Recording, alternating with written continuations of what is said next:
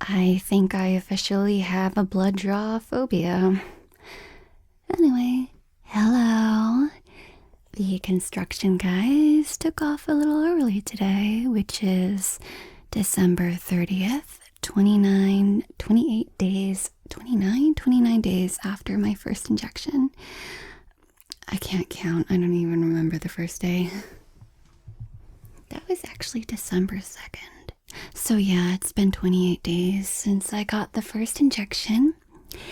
And I got in today to get the second injection. And I found out that they're actually not looking at antibodies in the blood. They're actually looking to see if I've been exposed to the virus.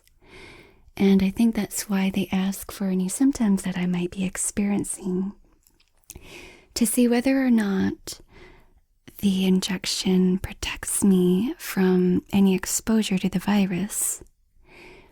So anyway, from this point onward, now that I've had the second injection, all that I have to do is go in for routine blood checks, and they're going to check my blood to see if I've been exposed to the virus naturally and see if I've had any symptoms of COVID-19 to check whether or not the vaccine helps in protecting or at least lowering the symptoms of the virus. So last time I talked about how when they took my blood, I heard it go up through the tube it was like a slurp into the tube down the wires. And I don't think I'm ever not going to have a traumatic experience getting my blood drawn going forward, which is terrible, considering I have to go back about 5 more times to get my blood drawn over the course of 2 years.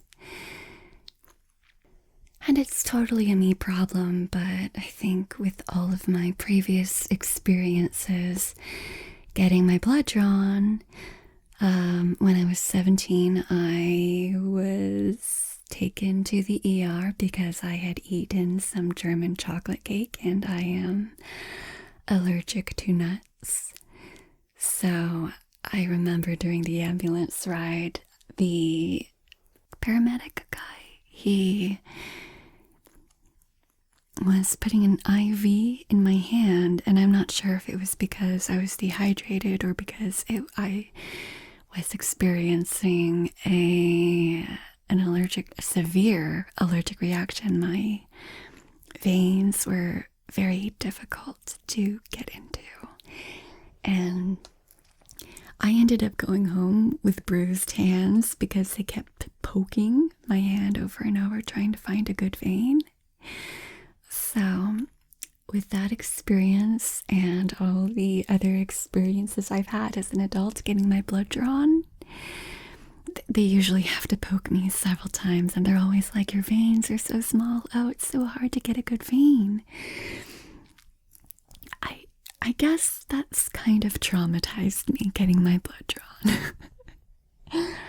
So I didn't pass out during the blood draw, but the nurse was talking to me during the procedure, and my vision was going kind of wonky, like just the contrast was all off, and my hearing was getting kind of distant, and I was like, okay, this isn't good. I need to put my head down. And the thing is, this procedure went a lot more smoothly than previous ones did. Like,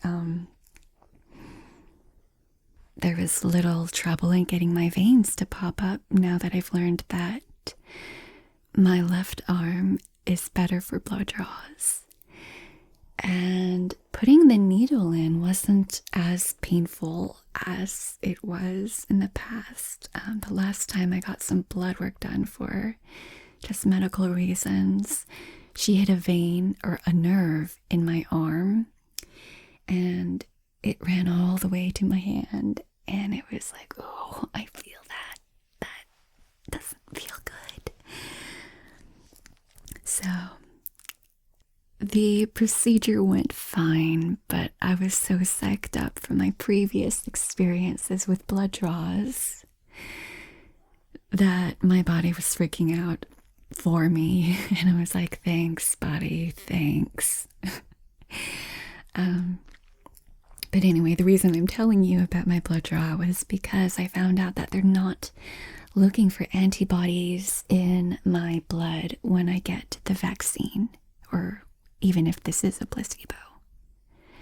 They're looking to see, I'm not sure what exactly. They can tell if I have been exposed to the virus. And they compare that data with my self-reported symptoms of COVID-19, like fever, shortness of breath, and that kind of stuff. So the good thing is they are not forcing people to expose themselves. They're testing it if they are organically exposed to the virus.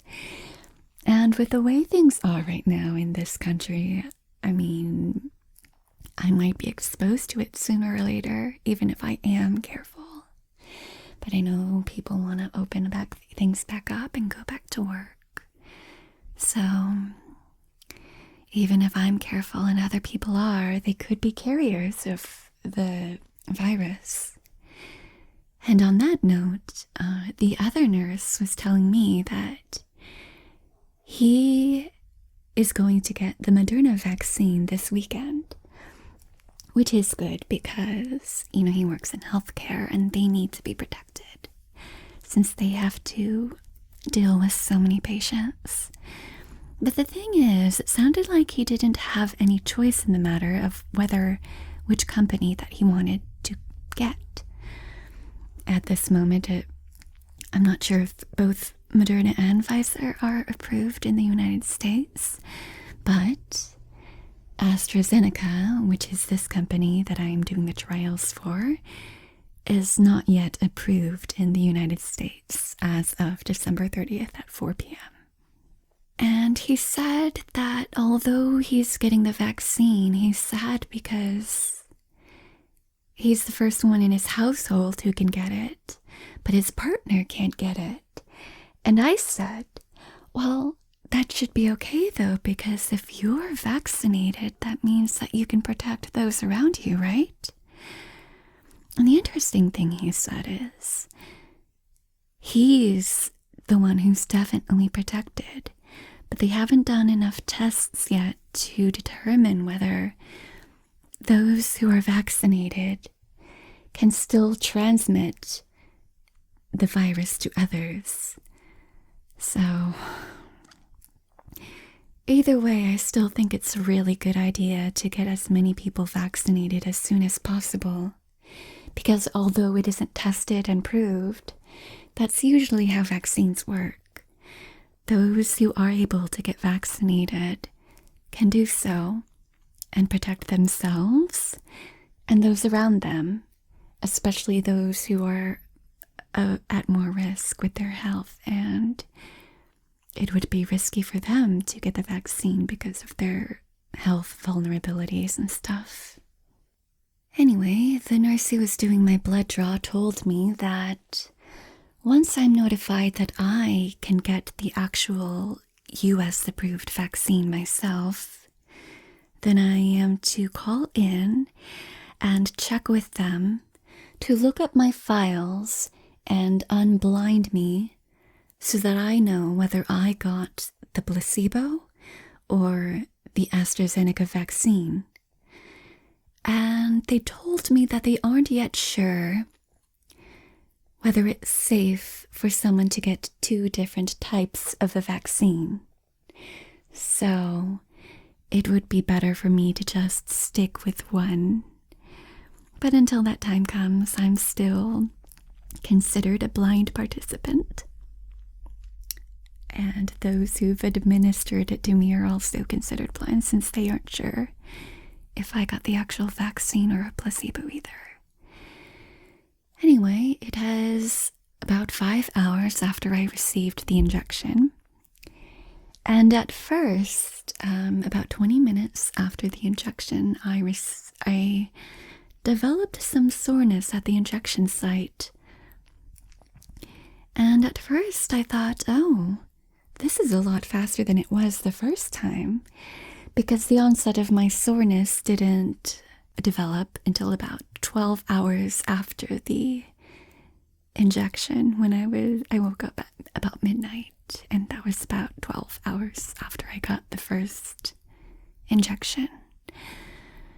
So I am assuming that the same thing will be happen this time, and that the soreness that I experienced may have just been because my arm might have been a little more tense during the injection, because the soreness disappeared after about 30 minutes, or yeah.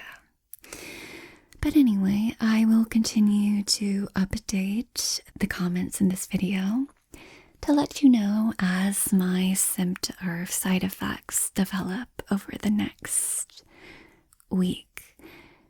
Last time my soreness lasted about 3 or 4 days, and the first day was pretty mild, but then it started to get a bit sore, about as sore as it was after the flu vaccine.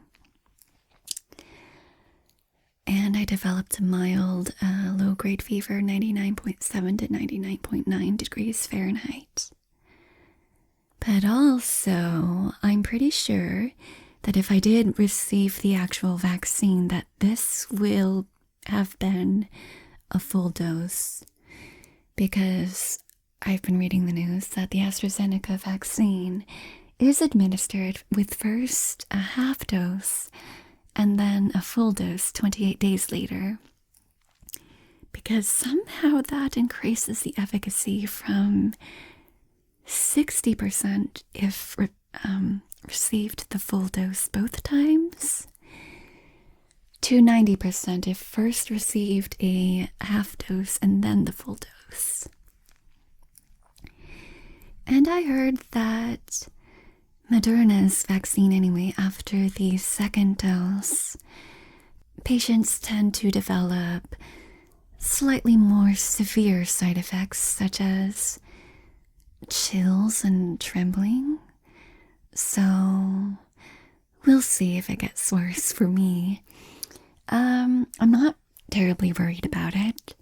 Like last time, if I do receive these side effects, I'll probably be excited because my body's reacting to it and my immune system is working.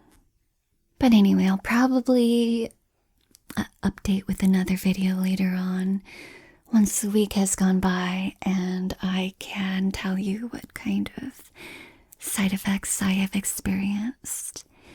So if you have any questions about my experience or about this vaccine, then I will try to either tell you to the best of my knowledge or redirect you to trusted sources of information. Anyway, thanks for listening, and please leave a comment if you're interested in learning more. Thanks. Bye-bye.